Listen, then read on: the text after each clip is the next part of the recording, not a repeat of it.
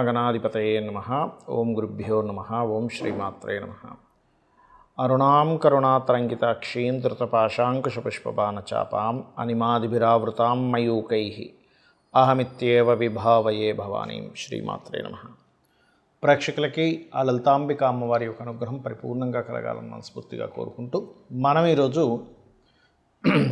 చేస్తున్నటువంటి ఈ కుజ మార్పు వల్ల ఎటువంటి ఫలితాలు ద్వాదశ లగ్నాల వారికి లేదా ద్వాదశ రాసుల వారికి జరుగుతాయనే విషయం మనం తెలుసుకుందాం.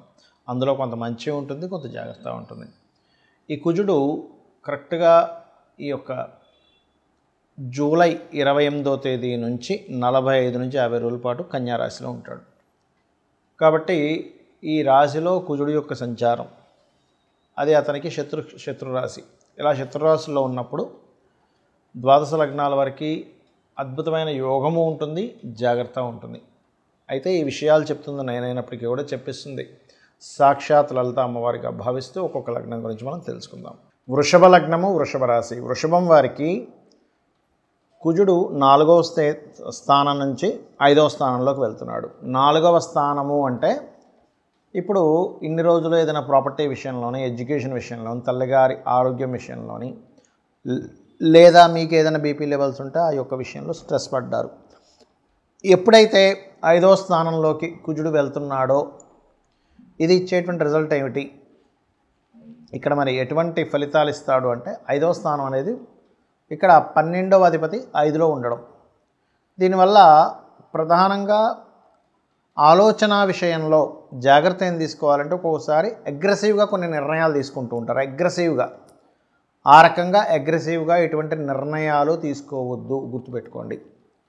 ఎటువంటి అగ్రెసివ్ నిర్ణయాలు అస్సలు పనికి రావు, ఇది ప్రధానంగా గుర్తుపెట్టుకోండి. అలాగే రెండో విషయం ఏంటంటే వీటితో పాటు అగ్రెసివ్ నిర్ణయాలు ఒకటి పనికిరావు. రెండో విషయం సంతానం విషయంలో ఒక మంచి చెడు ఉందండి. ఏమిటది అంటే మీ యొక్క సంతానాన్ని విదేశాలకు పంపించాలనేటువంటి ప్రయత్నము ఫలిస్తుంది. ఎట్ ది సేమ్ టైం ఆ యొక్క విషయంలో ఎక్కువ స్ట్రెస్ కూడా అవుతారు. ఒకటి నిర్ణయాలు అగ్రెసివ్ పనికిరాదు, ఒకటి సంతానం విషయంలోని, ఫ్రెండ్స్ విషయంలో పనికిరాదు. షేర్ మార్కెట్ విషయంలో చాలా చాలా చాలా జాగ్రత్తగా ఉండాలి, ఇది ప్రధానంగా గుర్తుపెట్టుకోండి. అలాగే మరొక విషయం ఏంటంటే ఇక్కడ మరి మంచి ఏమిటంటే ఏదో ఒకటి మంచి జరగాలి కదా, ఒక గ్రహం దగ్గర ఉందంటే అంటే మీకు బిజినెస్ రిలేటెడ్ సంబంధించినటువంటి విషయాల్లో చక్కటి లాభాలు ఉంటాయి. అంటే ఇక్కడ ఏంటంటే వ్యాపార యోగాలను యాక్టివ్ చేస్తున్నాడు. ఇక్కడ బుధుడు శత్రుక్షేత్రంలో ఉన్నప్పటికీ ఈ లగ్నానికి సప్తమాధిపతి వ్యాపార కారకుడు అవుతున్నాడు. కాబట్టి వృషభ లగ్నానికి లగ్నాధిపతి శుక్రుడు అయినప్పటికీ కూడా ఈ లగ్నానికి శుక్రుడికి కుజుడు మిత్రుడే అవుతాడు, శత్రుడు అవ్వడు, గుర్తుపెట్టుకోండి. కాబట్టి మిత్రుడు అయినందుకు ఈ యొక్క కాంబినేషన్లో ఈ ఫలితాలను ఇస్తాడు. అయితే మరి అనవసరంగా తొందరపాటు పడి ఫ్రెండ్స్ విషయం కావచ్చు, షేర్ మార్కెట్ విషయం కావచ్చు, లవర్ ముఖ్యంగా స్త్రీలకి కుజుడు పురుషగ్రహం కాబట్టి స్త్రీలకి లవ్ మ్యాటర్స్ విషయంలో అనవసరమైనటువంటి గొడవలు, తొందరపడేదో వాళ్ళేదో షేర్ మార్కెట్లో పెట్టేశారు కదా అని మనం పెట్టాడు, ఇట్లాంటివి దయచేసి చెయ్యకండి. ఇక మీరు ఇటువంటి విషయాల్లో ఎటువంటి ఇబ్బంది కలగకుండా ఉండాలంటే హనుమాన్ ఆరాధన, సుబ్రహ్మణ్యేశ్వర స్వామి ఆరాధన, కందులు దానంగా ఇవ్వడము, లక్ష్మీ నరసింహస్వామి యొక్క కరావలంబ స్తోత్రము, విష్ణు సహస్రనామాలు ఎక్కువగా చేయండి, అనే విధాలు బాగుంటుంది. అయితే మరి ఈ కుజుడు కన్యారాశిలో సంచరించేటప్పుడు ఎటువంటి ఫలితాలు ఉంటాయి? ముఖ్యంగా ఇది సైన్యము పైన ఉంటుంది, బాగా గుర్తుపెట్టుకోండి.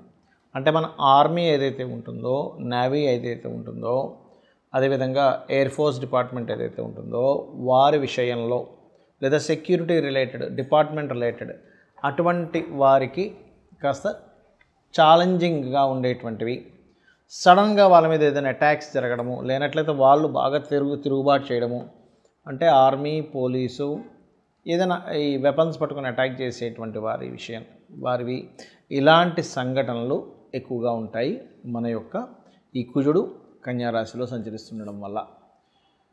అలాగే భూములకు సంబంధించిన విషయంలో ల్యాండ్స్ చూసుకున్నట్లయితే భూముల యొక్క ధరలు పెరగడం ప్రారంభమవుతాయి కుజుడు కన్యారాశిలో ఉన్నప్పుడు. అయితే ఇక్కడ భూ సంబంధించిన విషయంలో కొన్ని వివాదాలు కూడా ఏర్పడతాయి. అందులో ముఖ్యంగా రాజకీయ నాయకుల యొక్క ఇన్వాల్వ్మెంట్ వల్ల కావచ్చు, లేనట్లయితే గతంలో ఏదైనా గవర్నమెంట్ ఇది అలాట్ చేసేసింది మళ్ళీ తీసుకుంటున్నారు ఏంటనేటువంటిది గవర్నమెంట్కి ప్రజలకి భూ సంబంధించినటువంటి విషయంలో. ఎందుకంటే ఇక్కడ కన్యా రాశి కానివ్వండి, వృషభ రాశి కానివ్వండి, మకర రాశి కానివ్వండి భూతత్వ రాశులు అంటారు.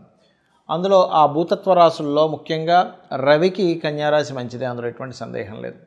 కాకపోతే ఎప్పుడైతే కుజుడితో కలుస్తాడో రవి, ఎందుకంటే మనకి ఇక్కడ ఎండింగ్లో కలుస్తాడండి, స్టార్టింగ్లో ఏం కలవడు. ఎందుకంటే మనకి జూలై 28వ తేదీ ఈయన కన్యారాశిలోకి వస్తే ఆయన వచ్చేసరికి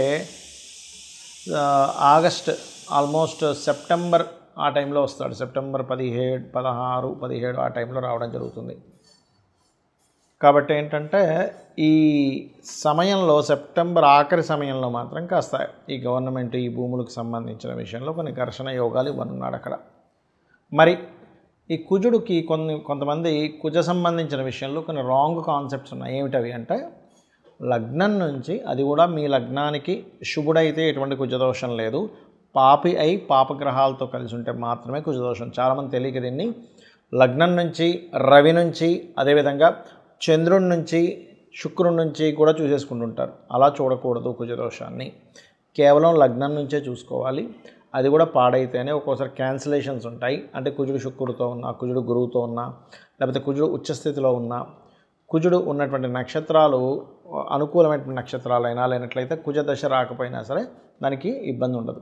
అలాగే మరొక విషయం ఏంటంటే కుజుడు కొన్ని లగ్నాలకు మాత్రమే పాపి, కొన్ని లగ్నానికి శుభ్రవుతాడు. ఏ లగ్నాలకు శుభ్రవుతాడంటే మేషము, కర్కాటకము, సింహము, వృశ్చికము, ధనస్సు, మీన లగ్నాలకు శుభుడు. మిగతా 6 లగ్నాలు ఏవైతే ఉంటాయి వృషభ, మిథున, కన్య, తుల, మకర, కుంభ లగ్నాలు పాపవుతాడు శని, కుజుడు. కాబట్టి ఈ పర్టికులర్ లగ్నాలకు మాత్రమే మీరు చూసుకోండి ఏ లగ్నాలకు శుభ్రవుతాడో, ఏ లగ్నానికి పాపవుతాడు. ఇందులో మరలా ప్రధానంగా కుజుడు ఎక్కడున్నా దోషం అనుకుంటారు, అలా కాదు. లగ్నంలో ఉన్నాడు, మంచివాడైతే మంచి స్ట్రాంగ్ బాడీ ఇస్తాడు, చెడ్డవాడైతే రక్తహీనత. 2వ స్థానంలో ఉన్నాడు కుజుడు. మంచివాడు అనుకోండి, మీ లగ్నానికి శుభుడు బాగున్నాడు అనుకోండి, భూమి మూలంగా ధనయోగాన్ని ఇస్తాడు. బాగోపోతే భూమి మూలంగానే ధనహీనత, కుటుంబ సభ్యుల్లో గొడవలు ఇస్తూ ఉంటాడు. 3వ స్థానంలో ఉన్నాడు, పరాక్రమ యోగం బాగుంటే, బాగోపోతే మీరు ఏం మాట్లాడినా గొడవలు అవుతూ ఉంటాయి. 4వ స్థానంలో బాగుంటే భూములు అద్భుతంగా సంపాదిస్తారు, కానీ బాగోపోతే భూములు పోగొట్టుకోవడం జరుగుతూ ఉంటుంది, భూములు ఎవరైనా కబ్జా చేయడం జరుగుతుంటుంది. అంటే ఇక్కడ ఏంటి, కుజుడు బాగున్నాడా బాగోలేడా, పాపి శుభుడు ఒక ఎత్తు అయితే బాగున్నాడా బాగోలేడా అనేటువంటి దాన్ని చూసుకోవాలి. పంచమంలో ఉంటే సంతానం వల్లే వీళ్ళకి భూములు రావడం, సంతానం చాలా స్ట్రాంగ్గా ఉండడం జరుగుతుంది. అదే పంచమం పాడైతే అబాషన్స్, మిస్క్యారేజ్ జరుగుతూ ఉంటాయి. 6లో ఉంటే శత్రువుపై జయం ఉంటుంది. అదే 6లో ఉండి పాడైతే మాత్రం శత్రువులు ఎక్కువ అవుతూ ఉంటారు. 7వ స్థానంలో ఉంటే మాత్రమే వివాహ సంబంధించిన విషయం మీద, జీవిత భాగస్వామి యొక్క ప్రవర్తన మీద కోపంగా ఉండడం, ఇట్లాంటివి జరుగుతూ ఉంటాయి. బాగుంటే మరలా వాళ్ళు వచ్చినప్పటి నుంచి వీళ్ళ భూములు కూడా పెరుగుతాయి.